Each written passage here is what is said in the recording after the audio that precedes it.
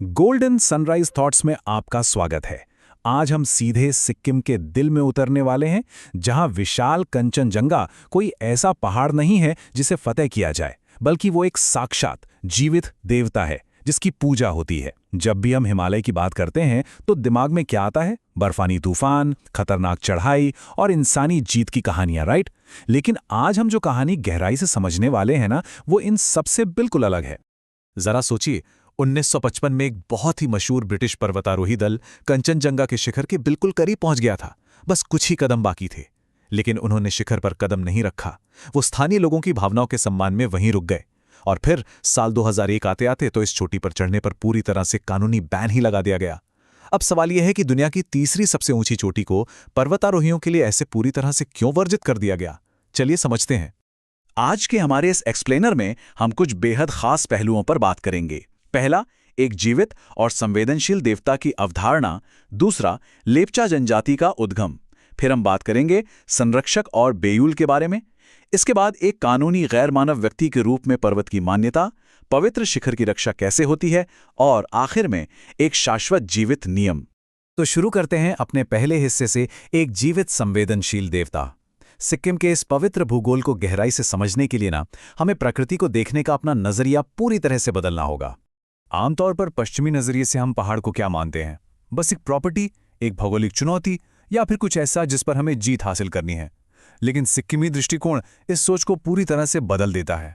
यहाँ कंचनजंगा सिर्फ पूजा करने की कोई जगह नहीं है, वो असल में एक गैर मानव व्यक्ति है, एक ऐसा पूर्वज या अनुबंधकर्ता जिसके पास अपनी खुद की एक कानूनी और अनुष्ठानिक शक्ति है। मतलब वो आशीर्वाद भी दे सकता है और नाराज भी हो सकता है। अब आते हैं दूसरे हिस्से पर, लेप्चा का उद्गम। इस विश्वास की जड़ें कितनी गहरी हैं, ये समझने के लिए हमें सिक्किम के मूल निवासियों यानी लेप्चा समुदाय की मान्यताओं को करीब से जानना होगा। लेप्चा लोगों के उत्पत्ति मिथक को अगर हम देखें तो ये पहाड़ उनके लिए साक्षात उनकी निर्माता माता है। उनकी मान्यता है कि सबसे पहले इंसान इसी कंचनजंगा के शिखर की एकदम शुद्ध बर्फ से ही अस्तित्व में आए थे। और पता है, ये पहाड़ उनके लिए माइल्यांग नाम के एक स्वर्ग का दरवाजा है जहां अमरत्व और प्रचुरता है। इसलिए उनके लिए इस पहाड़ पर चढ़ना किसी आम चट्टान पर चढ़ना बिल्कुल नहीं है। ये सीधे सीधे अपने ही पूर्वज के पवित्र शरीर का अपमान करने जैसा है। लेकिन ये पूरे जीवित परंपरा आज एक बहुत ही नाजुक मोड़ पर खड़ी है। साल 2011 में समदुप तासो नाम के आखिरी बोंगथेंग यानी ओझा पुजारी का निधन हो गया। वो दुनिया के एकलौते ऐसे इंसान थे जो प्राचीन कोंगचेन अनुष्ठान कर सकते थे। उनके जाने के साथ ही इस पवित्र पहाड़ से संवाद करने का वो प्राचीन और सीधा तरीका हमेशा के लिए खत्म हो गया। ये बात हमें साफ साफ दिखाती है कि ये आध्यात्मिकता कोई किताबी ज्ञान नहीं है, बल्कि एक असली, जीती जागती और बहुत ही संवेदनशील सच्चाई है। चलिए अब आगे बढ़ते हैं अपने तीसरे हिस्से की तरफ, संरक्षक और बेयूल। अब हम देखेंगे कि 17वीं शताब्दी में जब यहाँ तिब्बती बौद्ध धर्म आया तो ये विश्वास कैसे और गहरा हो गया। यहाँ एक बहुत ही दिलचस्प बात यह है कि बौद्ध धर्म ने आकर पुरानी मान्यताओं को खत्म नहीं किया, बल्कि उन्हें एक नई ऊंचाई दी। महान बौद्ध गुरु पद्मसंभव ने कंचनजंगा को एक बेयूल बना दिया। बेयूल का मतलब है एक ऐसी पवित्र और छिपी हुई घाटी जो युद्ध या मुश्किल वक्त में आध्यात्मिक आश्रय देती है।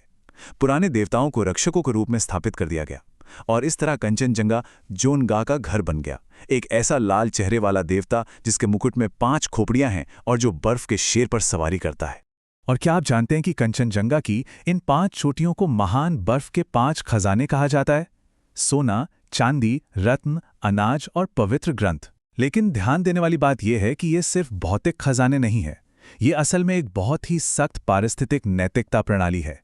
ये चोटियां एक तरह के ईश्वरीय भंडार ग्रह हैं जो हम इंसानों को एक सख्त संदेश देते हैं कि प्रकृति का दोहन बंद करो और संयम रखो। अब बात करते हैं चौथे खंड की, एक कानूनी गैर मानव व्यक्ति। ये हिस्सा हमें समझाएगा कि कैसे ये पहाड़ हमारे मानवीय मामलों में एक एकदम सक्रिय और कानूनी रोल प्ले करता है।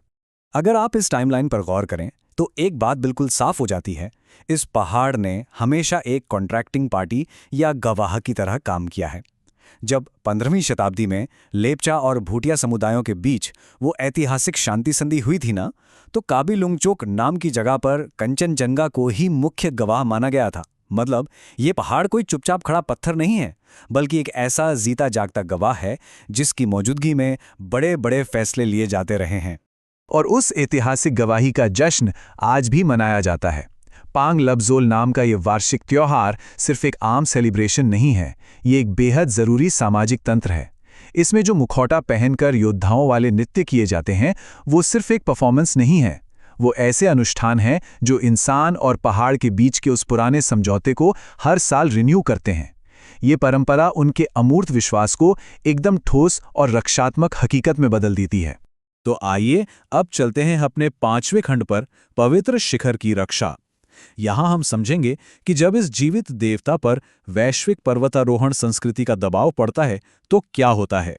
शायद आपने न्यूजीलैंड की वांगानोई नदी के बारे में सुना हो, जिसे कानूनी व्यक्ति का दर्जा मिला हुआ है। कंचनजंगा को भी कानूनी संरक्षण प्राप्त है, लेकिन सिक्किम के इस मामले में एक बहुत बड़ा फर्क है।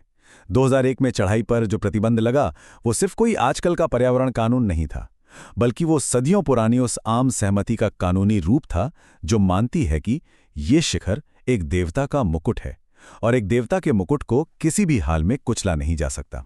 ये बात हाल ही में और भी साफ हो गई जब 2025 में नेपाल की तरफ से एक पर्वतारोहण अभियान को लेकर विवाद हुआ। सिक्किम के समुदायों ने बहुत ही जोर देकर एक बात कही, पवित्रता चढ़ाई के रास्तों के साथ नहीं बदलती, शिखर तो एक ही रहता है। उनके लिए इस बात से कोई फर्क नहीं पड़ता कि आप किस दिशा से आ रहे हैं। इस घटना को उन्होंने पहाड़ का अपवित्रीकरण माना और इसके बाद नाराज देवता को शांत करने के लिए काबिल लुंगजोक में तुरंत शुद्धिकरण समारोह करने पड़े। आप देख रहे हैं वो इस पवित्रता को बचाने के लिए आज भी कितने सक्रिय रूप से अनुष्ठानों का सहारा लेते हैं।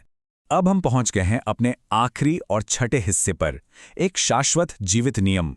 यहां हम देखेंगे कि इस पूरी विचारधारा का जमीन पर यानी हमारे इकोसिस्टम और संस्कृति पर क्या असर पड़ता है। किसी पहाड़ को एक जीवित व्यक्ति मानने का सबसे बड़ा और प्रैक्टिकल नतीजा है आध्यात्मिक पारिस्थितिकी। सोचिए, जब हम जंगलों, ग्लेशियरों और नदियों को साक्षात देवता का घर मान लेते हैं तो हम कभी उनका शोषण करने की सोच भी नहीं सकते। आज जो खांगचेंजाजोंगा राष्ट्रीय उद्यान इतना सुरक्षित है, वो सिर्फ इसलिए नहीं कि सरकार ने नियम बनाए हैं, बल्कि इसलिए क्योंकि इसके पीछे एक बहुत गहरा सांस्कृतिक संयम और अपार भक्ति है। यह संरक्षण का एक ऐसा अद्भुत मॉडल है जहां प्रकृति की रक्षा करना ही असल में भगवान की पूजा करना बन जाता है। तो ये एक्सप्लेनर हमें एक बहुत ही गहरा सवाल सोचने पर मजबूर करता है। जब हम अपने सबसे पवित्र प्राकृतिक रक्षकों को सम्मान देने के बजाय सिर्फ फतेह करने या जीतने की एक चीज मान लेते हैं, तो क्या हम खुद अपने ही अस्तित्व की जड़ों को नहीं काट रहे होते? अगर पवित्र शिखरों और प्राचीन परंपराओं की इस झलक ने आपके दिल को छुआ है, तो कृपया चैनल गोल्डन सनराइज थॉट्स को सब्सक्राइब करें, लाइक बटन दबाएं, इस कहानी को साथी जिज्ञासुओं के साथ शेयर करें और नीचे कमेंट्स में अपने विचार जरूर छोड़ें। आपकी मौजूदगी ही इन जीवित परंपराओं को अजर अमर बनाए रखती है।